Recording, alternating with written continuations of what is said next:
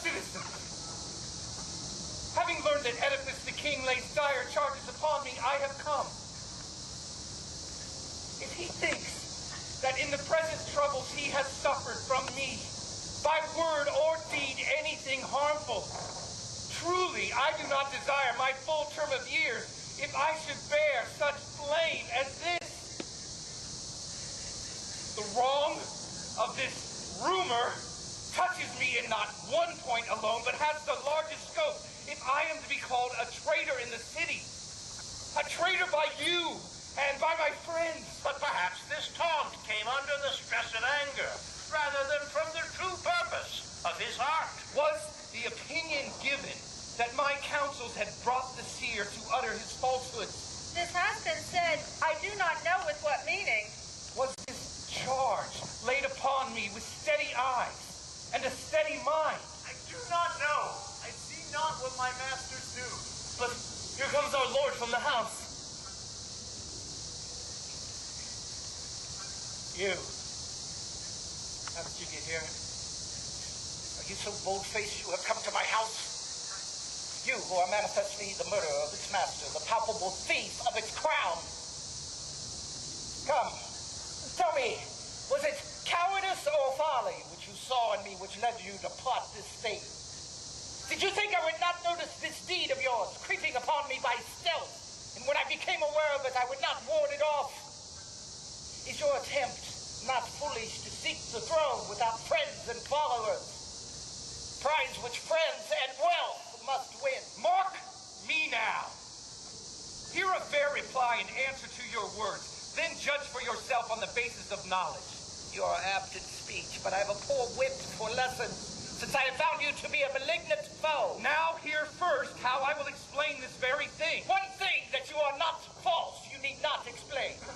If you think that stubbornness without sense is a virtue, you are not wise. And if you think you can wrong a kinsman and escape penalty, you are not sane. Justly said, I grant you.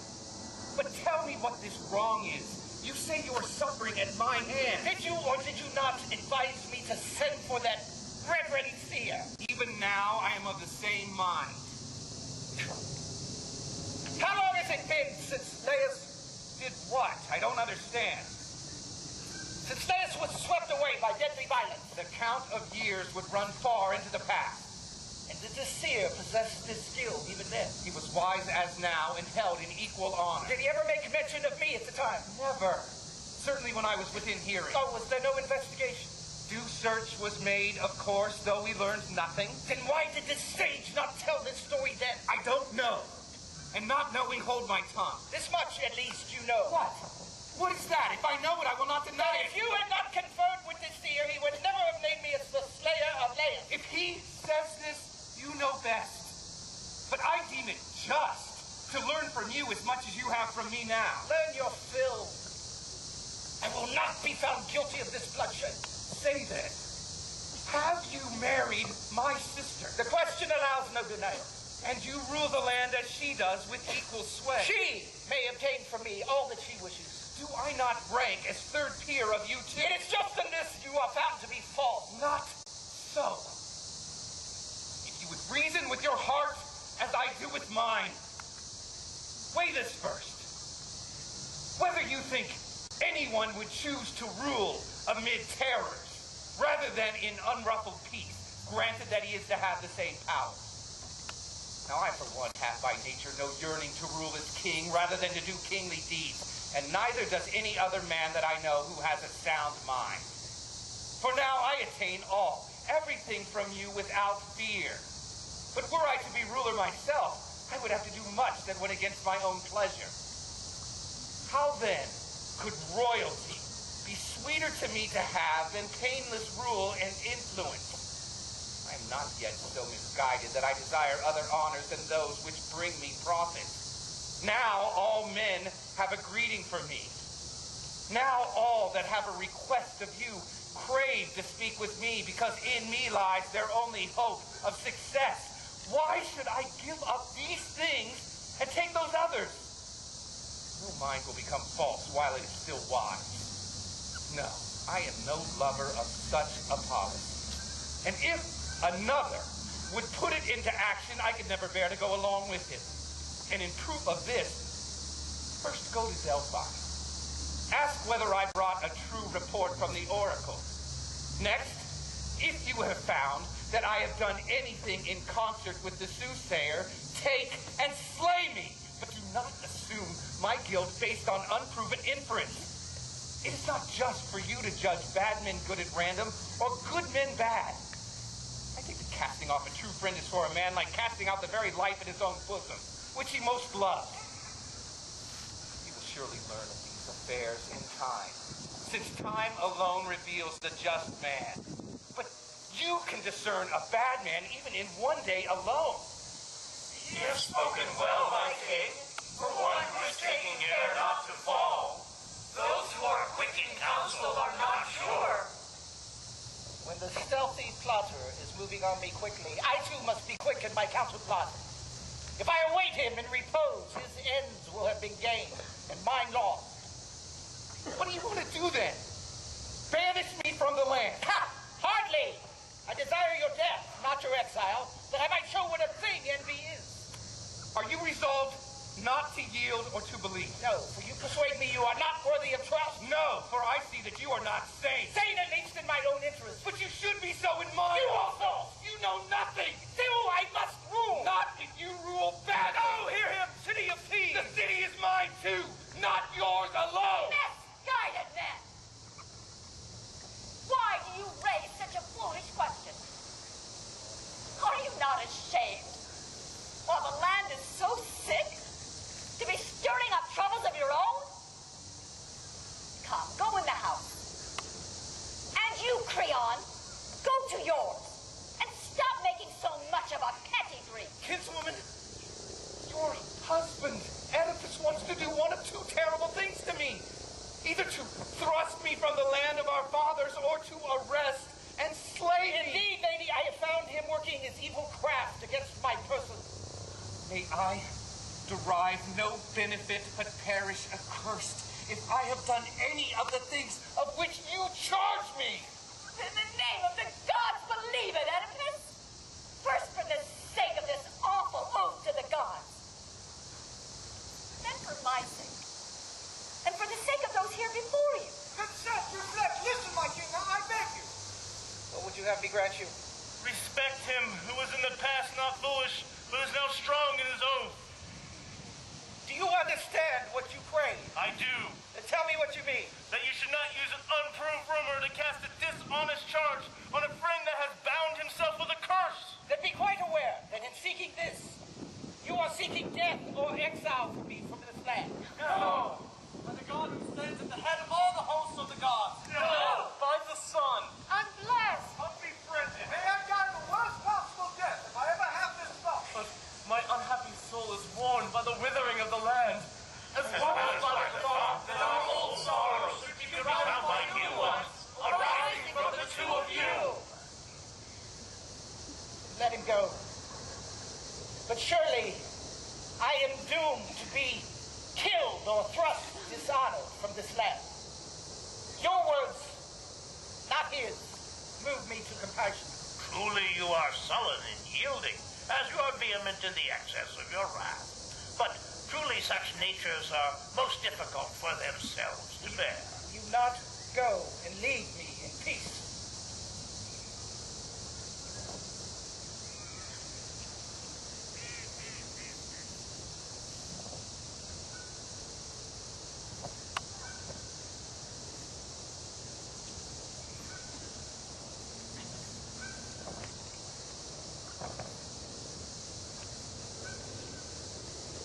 I will go on my way then.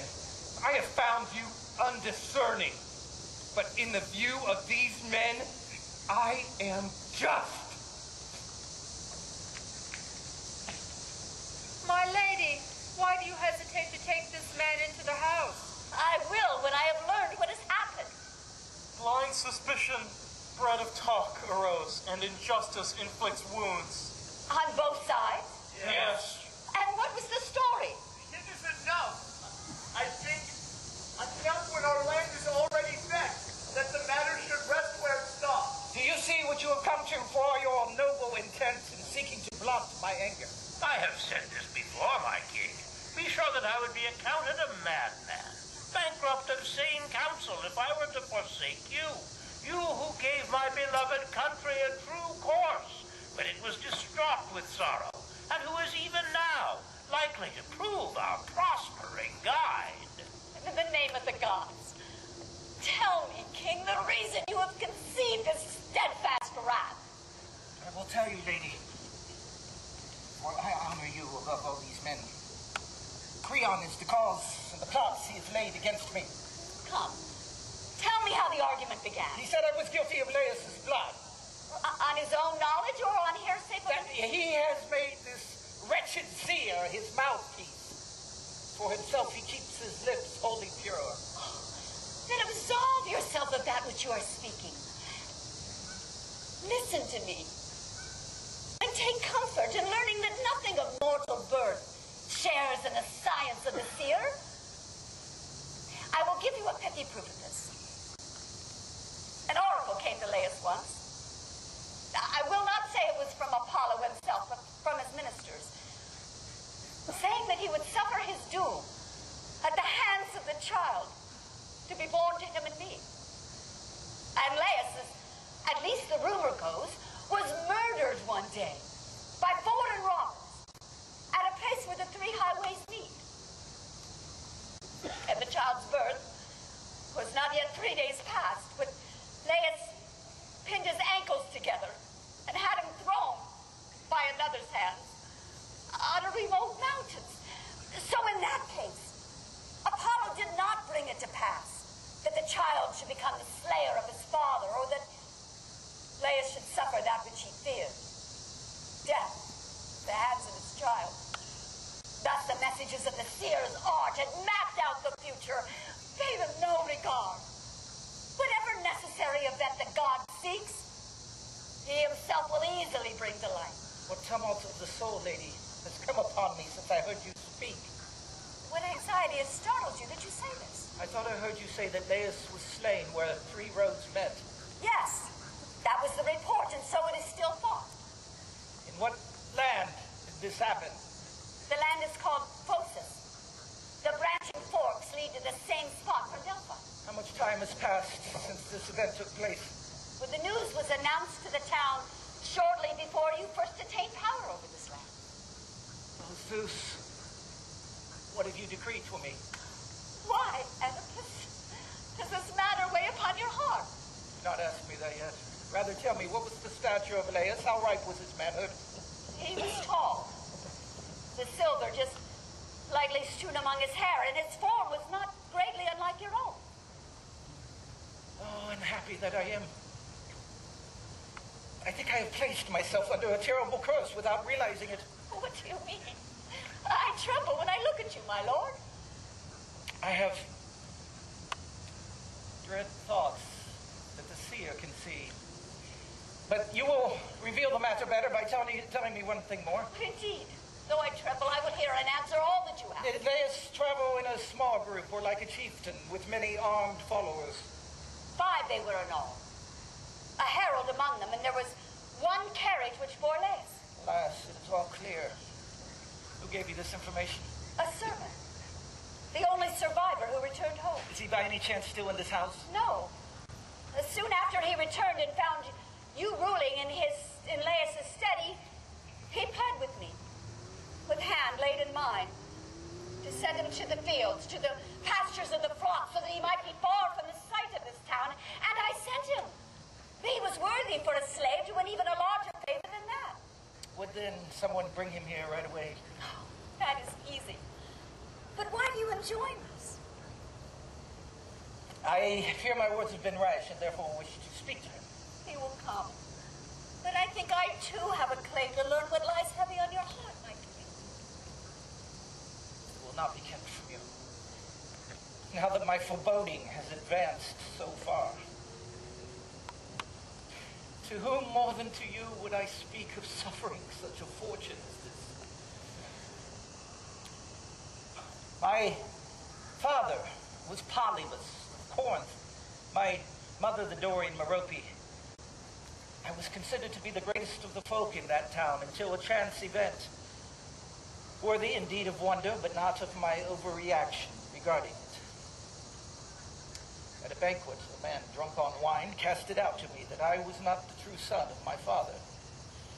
And I, vexed, restrained myself on that day, but on the next I questioned my mother and father.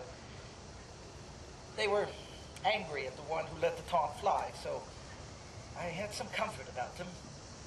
The matter still rankled in my heart, for the rumor had now spread widely. So, I went to Delphi without my parents' knowledge, and there Apollo sent me forth, disappointed of the knowledge for which I had come. But in his response, he set forth other things, full of sorrow, terror, and woe,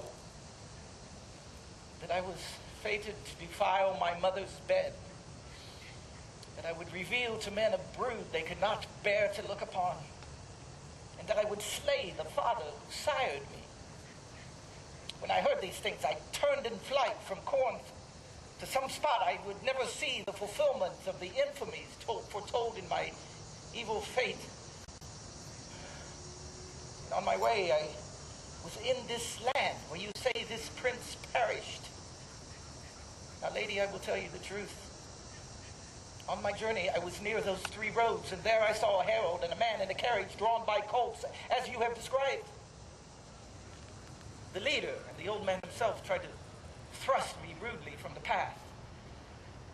And I, in anger, struck the one pushing me aside, the driver, and the old man, seeing this from the carriage, he brought his staff straight down on my head. He was paid back with interest. With one swift blow from the staff of this hand, he rode out of the carriage and onto his back. I slew every one of them.